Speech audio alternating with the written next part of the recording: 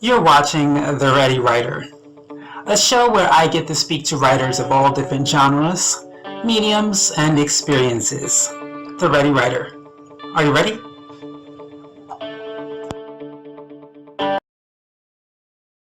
Welcome to another episode of The Ready Writer. I am your host, Casey Bell, and again, we are celebrating Black Children's Book Week. Today's guest is Tunu A, Thom. Let's get this show started.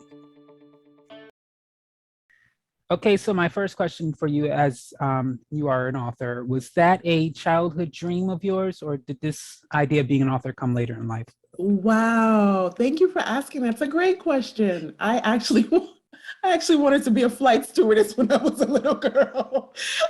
I was like, wait, you have a job where you can fly anywhere? I want to do that job. And then I realized that it may not have been as glamorous as I had imagined. And so it actually wasn't in my plans at all. I'm a trained actor and dancer, and prior to having my daughter, I'd done a bunch of research on Nina Simone, and I was intending to write a play on her life and to play her. And I'd done a bunch of research, and then I got pregnant with my daughter, and we were just so excited about having her. And an elder that I looked up to a lot told me, he said, you should raise your child in the womb. And so I took that to mean, okay, so, communicate with her, talk to her, read to her, let her listen to music, different types of music. And I started reading children's books to her feverishly. And there's a kind of cadence that comes when you read children's books. If you have children, it's like, and then this happened, and then da da da da da da da da da da. Good night, right? But I have this ideal that our children should be given their books to awaken their consciousness, right? And it's good to be asleep, but it's really good to stay woke. And they've got to have that ideal, right? And so honestly, the first draft of the book, I had to grab a pen, it flew out of me. And it was all in poetry. And I was just like, oh my goodness, what do we have here?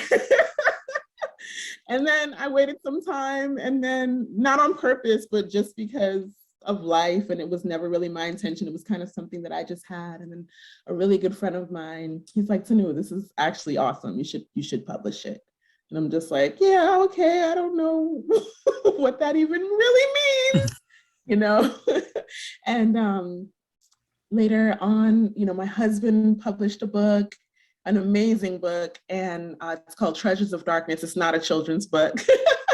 But it really, watching him go at it as an independent author really inspired me. And I'm like, okay, I have something.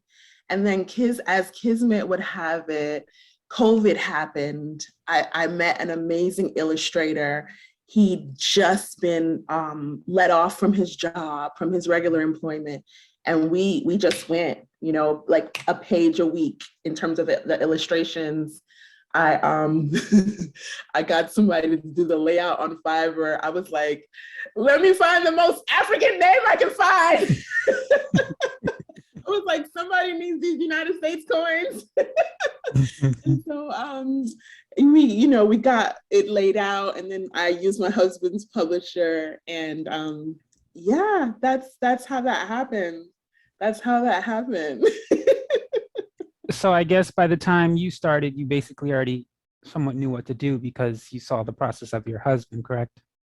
I saw the process of my husband, but there's a distinct and unique challenge when selling children's books and writing for children. And the distinct and unique challenge is that the actual recipient of the book isn't the buyer, Right. right? And Yes. so I knew I knew at the end, my focus always was how I want the children to feel. And the book is called An Unexpected New Dream because Nina Simone, she wasn't even born Nina Simone. Like, she had no idea that she would take on this moniker, that she would be this activist, that she would be literally the voice of the movement on some level. And she was training to be the first Black concert pianist. And she Yeah. trained for that her entire life. And it wasn't until a very harsh rejection that she received at the Curtis Institute that, you know, she's like, I'm not going to do this. I'm not even going to be a musician. You know, she was broken by that. And I'm mentioning that because it's like there was a feeling that I wanted the children to have when they read it. And I focused on that feeling in terms of when I was marketing the book and pitching the book to schools, and still am in that process.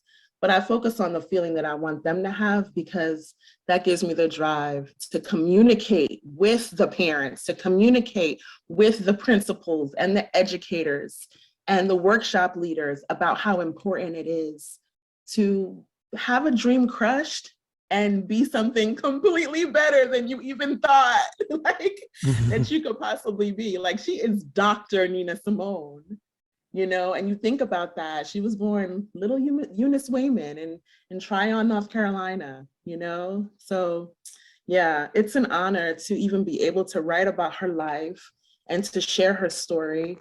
I think one of the most wonderful things is, for me, it's like parents reading to their children and they're like, you know, they reach back to me and they're like, I didn't know this, or I didn't know that, you know? And it's like, we get to re-meet our icons through our own development, but also through like rediscovering aspects of their character that you can relate to as an older person, you know? Like, kind of like reading a good book over and over. Well, one thing I want to say is I'm glad you said that, because you said she had a dream to become something and she ended up becoming something better. And Yeah. I saw a documentary on her and found that out, that she had planned to be the first Black, you know, classical pianist. The thing is, I mean, I guess I'm just saying they didn't have your mindset. They didn't put it in the notion that she succeeded better. You know what I mean? It made it seem like she just didn't succeed at all. And now that you say that, I'm like, yeah, she really did succeed much higher than what she wanted. And I don't even think she herself saw that she went above and beyond. It's so interesting that you say that. I can't say what she saw, you know, but I think that, so here comes the responsibility part, right? As an artist, it's, as Nina would say, it's our responsibility to speak on the times that we're living in, right? And one of the reasons that this book is so important, especially now, is that my thing is, if it's not, things are challenging in one way or another for everyone. This is just something that I've come to accept. At the same time, what's my responsibility? Oh, it's so challenging. Oh, it's so hard. Oh my God, I just don't know what to do. And we're giving that message to our children. Right. And that's extremely dangerous. It's extremely dangerous because it becomes a, for lack of a better term, a paradigm that they institute, that they reconstruct consciously and subconsciously, right? Because we may not even be conscious about how much we're complaining. And so my thing is like, I'm optimist because not only is it cute and not only is it sexy, but it keeps me creative, right? How many ways can I look at this story so that it benefits me? So that's how I speak of myself as an artist. I don't know what the agenda, intention of the artists, the producers of that film is, but I know that there's a narrative about Black women that must be dismantled by us. It has to be dismantled by us, right? We're angry, we're loud, we're disrespectful, we're many things. Most importantly though, we're mothers. Mothers who, it's our responsibility to love our children deeply, and even more so to love ourselves deeply.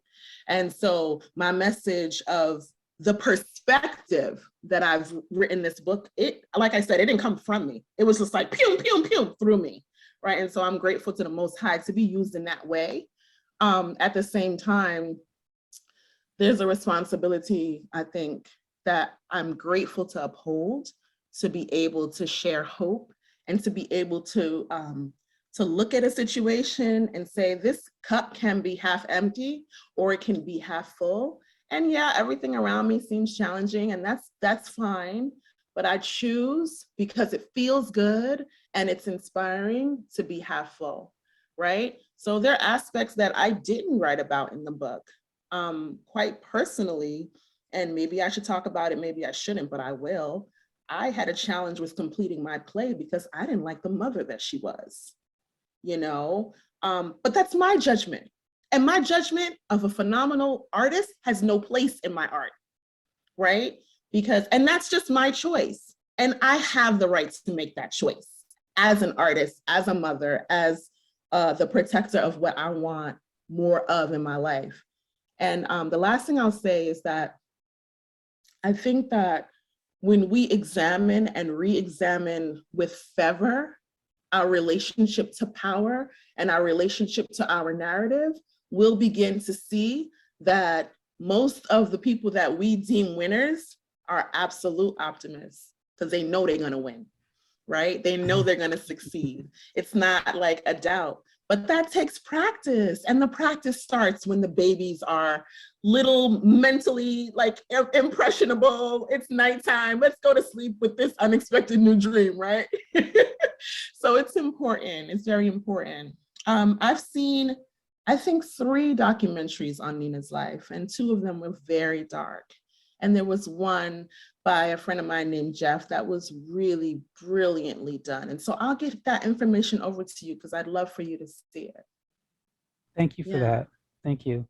So with that said, because you said you started out wanting to do a one-woman show, how did you first gain knowledge of Nina Simone, and what would you say, when did you first really grab an interest of her artistry? So it's crazy because when I first heard her, I was like, who's that guy? I was like, who is this dude? He sounds so nice, you know? It was a woman. Her voice had such a deep resonance, right? And I'm just thinking, oh, I'm enamored with her voice. And then I found out that this woman, this black woman, was also playing the piano. Excuse me? Wait, what? And then the nuances of her playing, I'm a dancer. So like, I don't just see music. I like feel it. Look, I say I don't just see music. I don't just hear music. I see it, I feel it. It's like I'm always looking for layers in a song and surprises and things that producers put in. And that's like fun times for me. Like a hot chocolate and some music I've never listened to is like, oh, I'm home, you know? But just to listen to her, like her piano, and how it was literally another voice, you know? And then I discovered her, and then I discovered all the covers she did. And then I discovered all and then just layers on layers, right? And then it's like, wait, she's in this movie soundtrack, and she's on this commercial. And it's like literally this unspoken voice that's literally everywhere. And it's so distinct, but it's so quiet, right? So Nina's definitely like, oh, that's Beyonce again. I love Beyonce, but that's Beyonce again. Nina's not like that. She's like, she's in and out. She's everywhere. She's everywhere. And in our subconscious as a nation also, right? So I was surprised that she was a woman, and I was like, okay. And then I was even just more delighted that she was actually playing the piano. And then when I found out her relationship to the piano, I was even more in love, you know? So yeah, I'm just honored to share her story, to let people know more about her. And hopefully it'll give her part of the place that she deserves.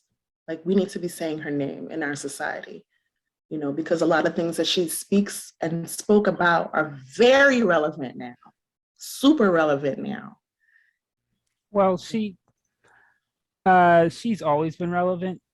Unfortunately, every year, every decade, it's just, I will say, I believe the only reason why it seems like more now than ever is because of camera phones, camera in the phones and social media, because this is not new. We just didn't have access to it. And the news sometimes does hide hide stuff on purpose so we don't know what's going on. Now they don't have a choice Right. because it's already being shown on social media.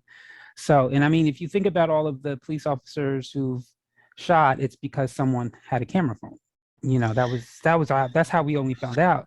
So this is nothing new. It's just now being seen. So she's Right. always been all of these, people from our past have been relevant. It's just now, thanks Right. to technology, the news can't hide it from us anymore. Right, right, and put it together. Absolutely.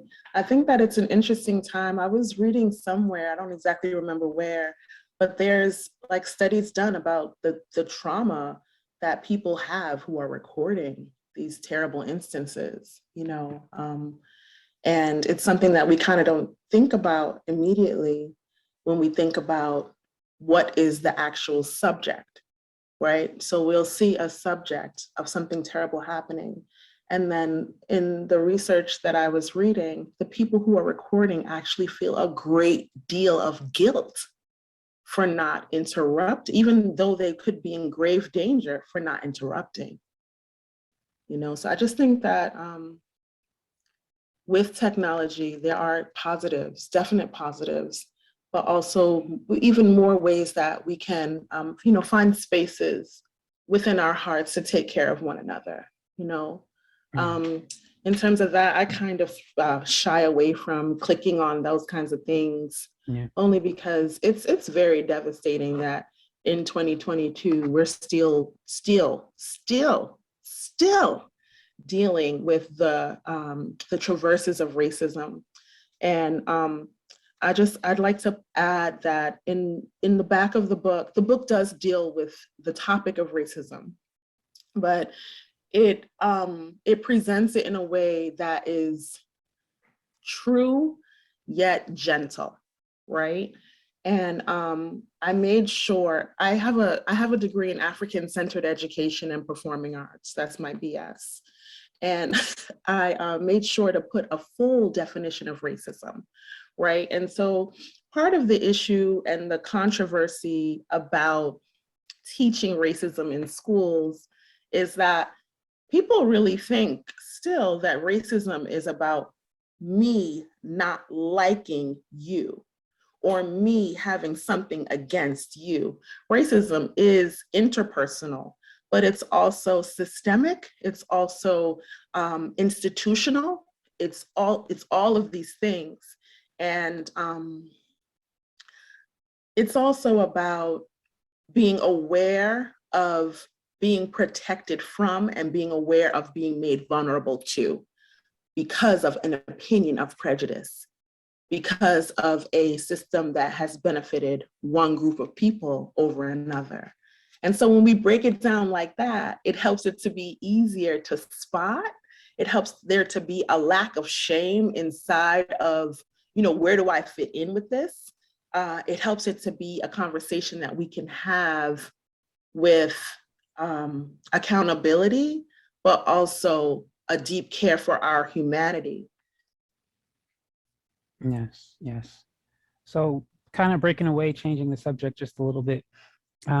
In your process of doing this publishing, what was something you learned about publishing that kind of took you off guard, that you weren't aware it was your responsibility to do? Wow, that's a really wonderful question. I didn't know that it would feel like so many little steps, right? It was very different from the artistic process that I'm used to. Most of the work that I do is collaborative, right? So if I'm producing, we're all on set, we're all working through any problem that comes up, we're all troubleshooting as a group, right? We have this amount of time to get this shot. If I'm teaching, I have my materials, I have my class, I have everything that I need. If there's a challenge within the classroom, I handle it immediately. When I'm in the dance studio, we're rehearsing over and over. And, if somebody misses something, we all go back together and we gather it, fix it. The choreographer works it out. This was like, oh my God, there's no period there. Oh, send it back.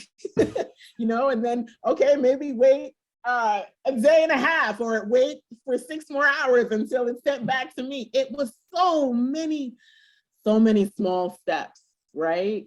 Oh, I don't like the color of her. I don't like the style of her hair in this image. Can you change this? Make it look more like that. Or, just that was very new to me, because I was in control of, I was in the driver's seat of what I wanted this end product to look like, for what I wanted to feel like. And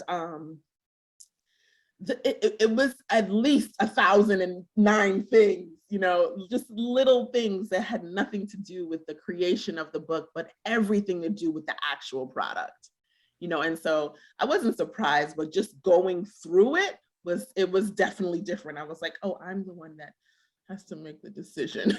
Okay, do I want this or this?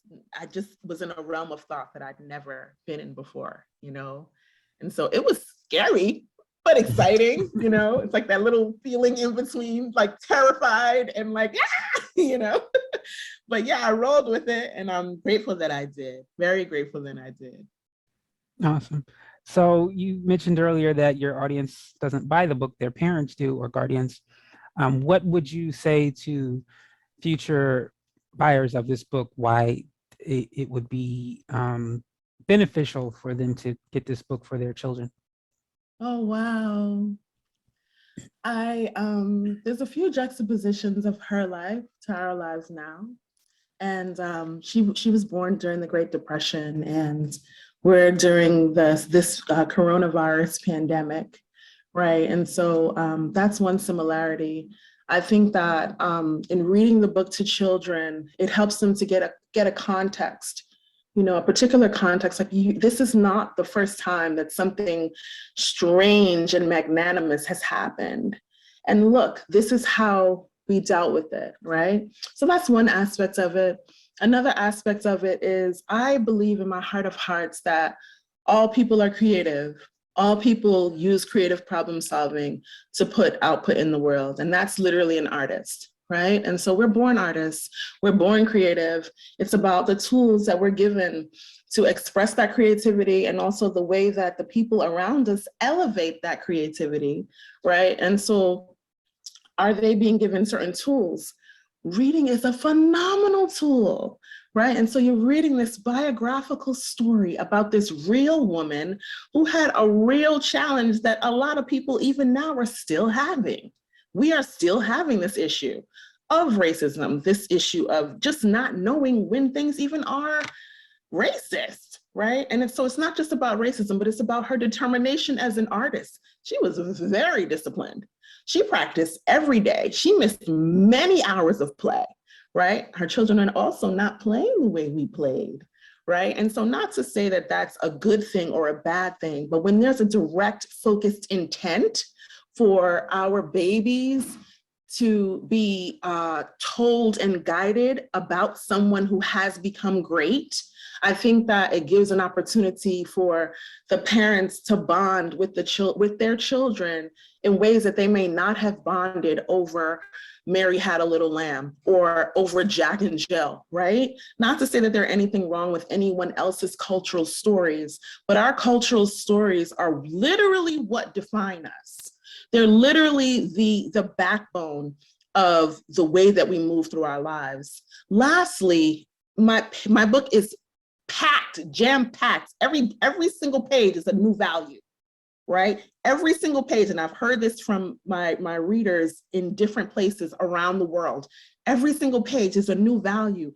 We can stop and talk about a certain thing on every page, and that to me, it's a beautiful thing, because not only is it something that can reach different children, because we all have different experiences, different pain points, different things that make us feel excited, right? And so just knowing that it has that as an aspect, and it's allegorical, it's just something that you'll feel at home with, and you can continue to explore as your child grows with it. So yeah, it's been interesting. I have a 2-year-old and I have a 9-year-old, and they both they both experience the book differently, but they both have different things that they fall in love with, right? And so my 2-year-old loves music and he loves Nina. So just, playing Nina for him and watching him respond to the music in his 2-year-old way and knowing that he can connect that to the book, and my daughter, a lovely moment. She was reading the book that, it's like, whoa, mind blowing for your kid to be reading your book. But then I noticed, she's reading the book, looking down at it, and then she just paused and like, she's just like looking in the sky, and it's like those moments, those moments they're so precious because I know that she was in that imagination space. And that is such a powerful place for us to be, because that's the real seat of all creation. Creation lives seated in that space of imagination where your mind is free and open to create what it is supposed to create, And so that's how I think of it. And I would love, the more people that experience this book, I'm touched every day, like when I get a message or just when I get reviews of people and their experience, my heart is so touched because that was the genuine intention. I want the children to feel uplifted, empowered, and full of themselves when they read it, So yeah. Thank you for that. I sure hope who's ever watching the audience takes a chance to stop by your website. I'll have it in the description. Awesome, yes. So give some encouraging words to someone who may be watching who has an idea of a book, has a thought of writing a book, and they're still they haven't committed to publishing the book for whatever reason, fear, whatever the case may be. What would you tell that person who wants to write a book, they just haven't done it yet? The only thing that I can say is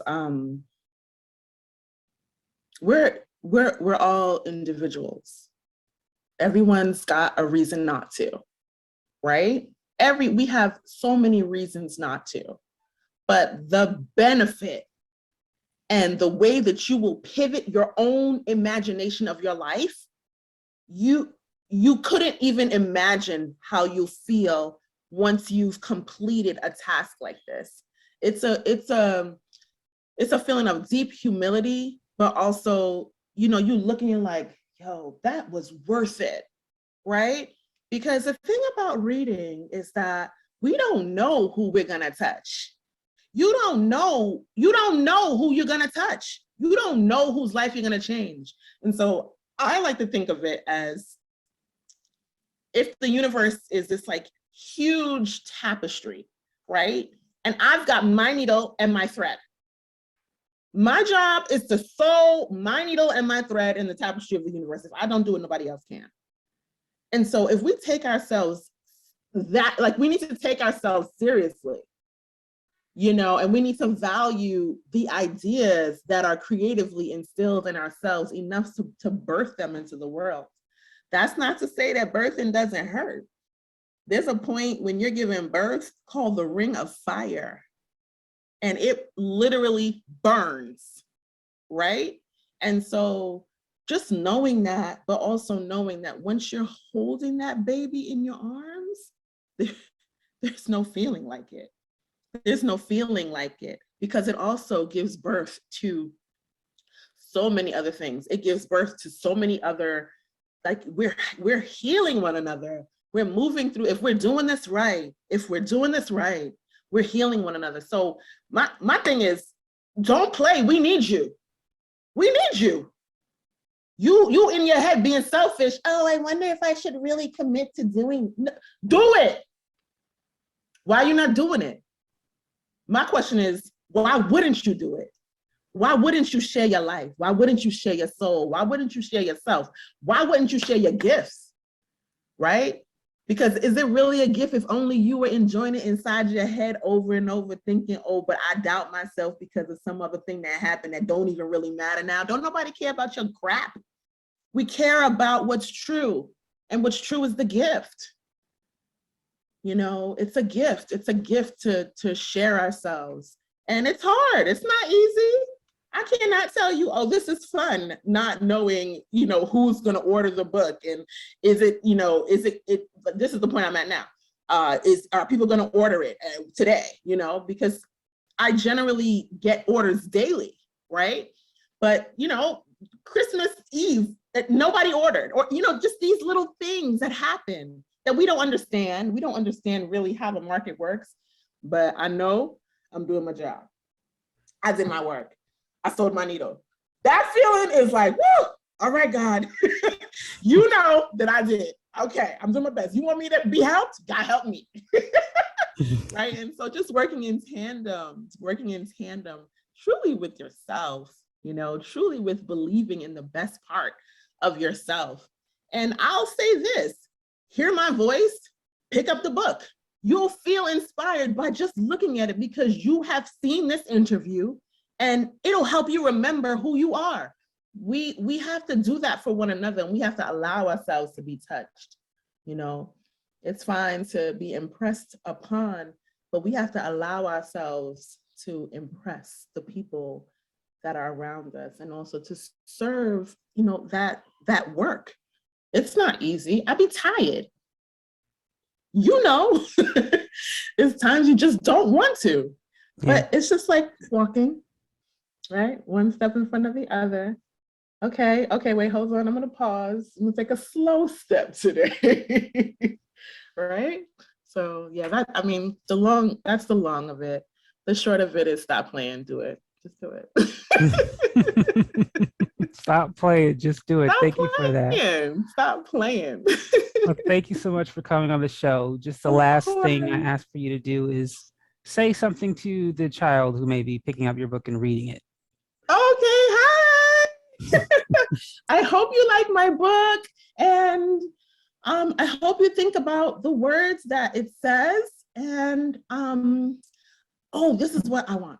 I would love if, when you look at the book and you look at the back of the book and you look at the timeline that I wrote, I would love for you to think about what's happening now in your life and what you can imagine that will happen in the future of your life. Okay, that's what I would like to do. That is all the time we have today for The Ready Writer. I want to thank our guest, Tunu Thom, for stopping on by, and you, the audience, for watching. Thank you. Have a great day.